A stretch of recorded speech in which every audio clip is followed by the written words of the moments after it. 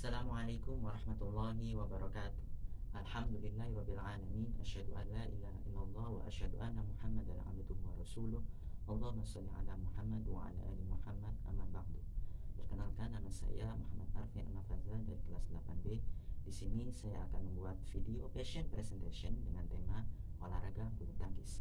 Sebelum saya masuk ke dalam penjelasan materinya, sebenarnya kalian tahu nggak sih apa itu olahraga? Bagi yang belum tahu, yuk mari kita simak ya. Jadi, olahraga adalah serangkaian aktivitas gerak badan yang bertujuan untuk menguatkan dan menyehatkan tubuh kita. Tujuan dari olahraga itu sendiri adalah mampu mengurangi lemak tubuh serta membangun massa otot dan meningkatkan metabolisme tubuh manusia yang jadi aktivitas fisiknya dari olahraga tersebut bisa teratur dengan baik. Berbagai macam contoh olahraga, ada dua jenis contoh olahraga, yakni olahraga ringan, secara ringan dan ada permainan cabang olahraga. Berbagai contoh macam olahraga ringan yakni ada contohnya jalan-jalan, kemudian ada jogging, kemudian ada gerakan duduk berdiri, kemudian ada push up, sit up, dan lain sebagainya. Ada juga berbagai contoh permainan cabang olahraga, yaitu seperti sepak bola, futsal, basket, kemudian ada bulu tangkis, kemudian ada volley, kemudian ada bola tangan, dan lain sebagainya. Pada kesempatan kali ini saya akan menjelaskan salah satu contoh dari macam permainan cabang olahraga, yaitu permainan olahraga bulu tangkis. Bulu tangkis atau badminton, secara umum bulu tangkis atau badminton merupakan olahraga yang membutuhkan keterampilan bertahan dan menyerang dalam mempertahankan bola shuttlecock agar tidak jatuh di wilayah sendiri. Permainan ini bisa dilakukan secara tunggal maupun ganda. Permainan ini terdiri dari dua kata, yaitu bulu dan tangkis. Secara harfiah, olahraga ini bisa diartikan sebagai permainan yang dilakukan dengan cara menangkis bola bulu menggunakan raket. Bolanya sendiri merujuk pada kok yang memang terbuat dari bulu-bulu hewan unggas. Bulu tangkis harus dimainkan oleh sedikitnya 2 orang. Tujuan permainan ini adalah menjatuhkan bola shuttlecock di daerah lapangan lawan dengan melewati atas net untuk mendapatkan poin. Bulu tangkis memang terlihat mudah dilakukan, tapi olahraga ini sebenarnya butuh latihan dan kerja keras yang tinggi untuk benar-benar bisa menguasai olahraga ini. Belum lagi ada sederet peraturan yang harus dipahami apabila memiliki niat yang cukup untuk bisa menekuni berbagai teknik bermain olahraga yang satu ini, yakni badminton. Olahraga ini dimainkan dengan kok dan raket. Ini sejatinya sudah dimainkan sejak 2000 tahun yang lalu, baik oleh anak-anak maupun orang dewasa. Perkembangan sejarah bulu tangkis berkembang di Mesir kuno. Sebaran permainan ini juga tersebar di negara Cina, Thailand, Jepang, India, hingga Yunani pada saat itu. Permainan tersebut melibatkan penggunaan kok tetapi tanpa raket, melainkan dengan kaki. Sementara di India, dulunya dikenal dengan nama pona pada masa itu. Kepopuleran bulu tangkis kemudian meningkat saat orang-orang mengenal permainan sepak bola ini tersebut dari istana Badminton House, Gloucestershire, Inggris pada abad ke-19. Dengan demikian, bisa dibilang permainan bulu tangkis dipopulerkan oleh tokoh yang bernama Isaac Spark. Bulu tangkis sekarang menjadi sebuah olahraga yang cukup populer di dunia, terutama di wilayah Asia Timur dan Asia Tenggara, yang saat ini mendominasi olahraga ini. Sejarah bulu tangkis masuk ke Indonesia adalah sekitar tahun 1930-an. Lalu Inggris sudah memperkenalkannya terlebih dahulu di negara jajahannya, yaitu Malaysia dan Singapura. Pada 1933, berdirilah organisasi bulu tangkis Indonesia di Jakarta yang diberi nama Bataviase Badminton Bond dan Bataviase Badminton League.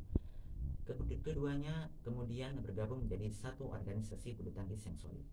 Perkembangan bulu tangkis yang kian pesat menginisiasi berdirinya Organisasi Persatuan Bulu Tangkis Seluruh Indonesia atau bisa disebut dengan PBSI pada tahun 1951 yang menaungi olahraga ini. Setelah PBSI berdiri, kongres pertama digelar untuk mendiskusikan aturan dan tujuan olahraga bulu tangkis di Indonesia. Ada 5 partai yang biasa dimainkan dalam bulu tangkis, yaitu yang pertama tunggal putra, kemudian tunggal putri, kemudian yang ketiga ada ganda putra, kemudian ganda putri, dan yang terakhir ada ganda campuran. Tentunya permainan olahraga bulu tangkis ini membutuhkan perlengkapan. Perlengkapan yang biasa dibutuhkan pada saat bermain olahraga bulu tangkis ada raket beserta senarnya, kemudian bola yang bisa disebut dengan kok, kemudian jaring net, kemudian lapangan, dan yang terakhir ada sepatu. Teknik dasar dalam permainan bulu tangkis itu yang pertama ada cara memegang raket, kemudian sikap atau posisi tubuh, kemudian gerak kaki, kemudian servis, kemudian smash, kemudian ada drop shot, kemudian ada pukulan lob, kemudian ada netting, kemudian ada overhead, dan yang terakhir ada drive. Berbagai macam manfaat bermain badminton atau bulu tangkis, contohnya seperti meningkatkan kecepatan reaksi atau refleks serta kecerdasan dalam bermain, kemudian melatih kekuatan otot tangan dan kaki, kemudian menjaga tekanan darah, kemudian meningkatkan stamina tubuh, kemudian ada menjaga agar tubuh tetap sehat dan bugar, dan lain sebagainya. Banyak sekali beberapa informasi penjelasan tentang permainan atau olahraga bulu tangkis badminton dari tema yang saya pilih, yakni olahraga. Permainan atau olahraga bulu tangkis ini tentunya merupakan salah satu langkah kita untuk menjaga pola hidup sehat. Pola hidup sehat sendiri bertujuan untuk menjaga tubuhnya agar tetap sehat, sebagaimana yang Allah firmankan dalam Al-Quran surat At-Taubah ayat 108 yang artinya, janganlah engkau melaksanakan sholat dalam masjid itu selama-lamanya. Sesungguhnya masjid yang didirikan atas dasar takwa sejak hari pertama adalah lebih pantas engkau melaksanakan sholat di dalamnya. Di dalamnya ada orang-orang yang ingin membersihkan diri. Allah menyukai orang-orang yang bersih. Dari ayat tersebut dijelaskan bahwasannya Allah memerintahkan kita untuk membersihkan diri. Allah memerintahkan kita untuk juga selalu tetap mensucikan diri. Allah memerintahkan kita untuk menjaga kebersihan tempat ibadah serta lingkungan ataupun dengan cara mensucikan diri, seperti melaksanakan sholat, kemudian berzikir, kemudian tetap mendekatkan diri kepadanya. Oleh karena itu, upaya kita untuk selalu mensucikan diri, membersihkan diri, baik secara tempat maupun hati, akan memberikan dampak positif bagi kesehatan tubuh manusia. Allah juga memerintahkan kita untuk selalu menjaga kesehatan, karena dengan menjaga kesehatan itu juga merupakan salah satu upaya kita untuk mengungkapkan rasa syukur kita atas apa yang diberikan oleh Allah Subhanahu wa taala, seperti nikmat kesehatan baik secara jasmani maupun rohani, kemudian nikmat iman, nikmat takwa, dan lain sebagainya. Dampak positif dari kesehatan untuk pola hidup sehat ini, upaya pola hidup sehat ini juga memiliki dampak positif bagi kesehatan. Contohnya saat kita melakukan sholat, ibadah sholat ini merupakan salah satu contoh olahraga ternyata. Karena apa? Mulai dari serangkaian ibadah sholat, mulai dari takbiratul ihram, berdiri, kemudian ruku, kemudian sujud, kemudian duduk, kemudian sujud, kemudian berdiri lagi, itu merupakan suatu rotasi pergerakan olahraga, yaitu contohnya olahraga senam ya. Senam, misalnya senam dasar atau senam lantai. Nah,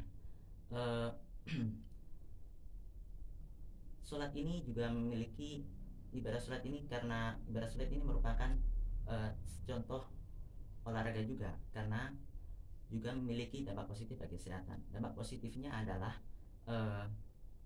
dapat melancarkan ketika sholat itu, dampak positifnya kita dapat melancarkan peredaran darah yang mengalir pada tubuh manusia. Oleh sebab itu kita patutnya itu selalu bersyukur, karena atas apa yang telah Allah berikan kepada kita sampai saat ini masih bisa diberikan nikmat sehat, nikmat kesehatan secara jasmani maupun rohani. Kita bisa mengungkapkan rasa syukur kita, kemudian dengan cara banyak sekali ya, mungkin dengan menjaga kebersihan, mungkin dengan selalu mengerjakan sholat, kemudian mensucikan diri dan lain sebagainya. Pola hidup sehat ini juga merupakan upaya seseorang untuk menjaga tubuh agar tetap sehat.